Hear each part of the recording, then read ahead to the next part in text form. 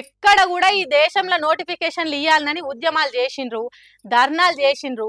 కానీ తెలంగాణలో మొదటిసారి కాంగ్రెస్ ప్రభుత్వం వచ్చినాక నోటిఫికేషన్లు కొన్ని వాయిదా అయ్యిండ్రని ఉద్యమాలు చేసిండ్రని ముఖ్యమంత్రి ఉప ముఖ్యమంత్రులు మాట్లాడిండ్రు కదా.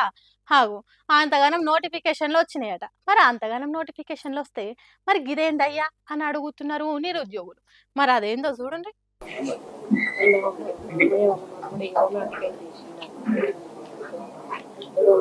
ఏరోనాటికల్ ఇంజనీరింగ్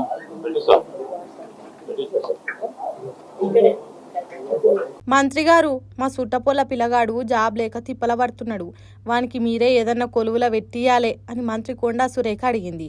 దానికి ఇంకో మంత్రి శ్రీధర్ బాబు ఏం చదువుకున్నాడు అని అడిగితే విమానాలు నడిపే చదువు ఏరోనాటికల్ ఇంజనీరింగ్ చదివిండు అని మంత్రి సురేఖ చెప్పింది.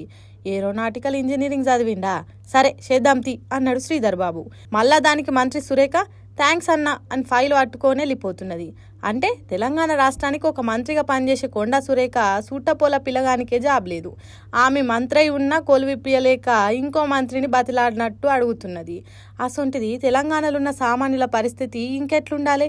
ఇక ఇప్పుడు చెప్పుండ్రి, నోటిఫికేషన్లు వద్దని ధర్నాలు చేసింది ఎవలో, వరుసగా నోటిఫికేషన్లు ఇస్తుంటే వాయిదా అయ్యుండ్రి అని కోరింది ఎవలో. మరి అప్పుడు ముఖ్యమంత్రి అట్లంటే ఇప్పుడు ఉప ముఖ్యమంత్రి ఏమంటున్నాడో చూడుండ్రి. Jobs in the government department, but still lakhs of other unemployed youth are still waiting for jobs.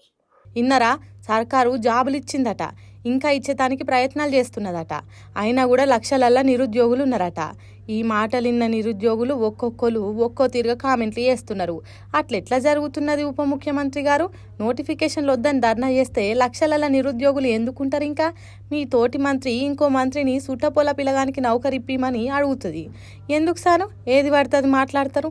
ఉద్యోగాలు ఇస్తామంటే వద్దనేటోళ్ళు ఉంటారా ఈ రోజులల్లా?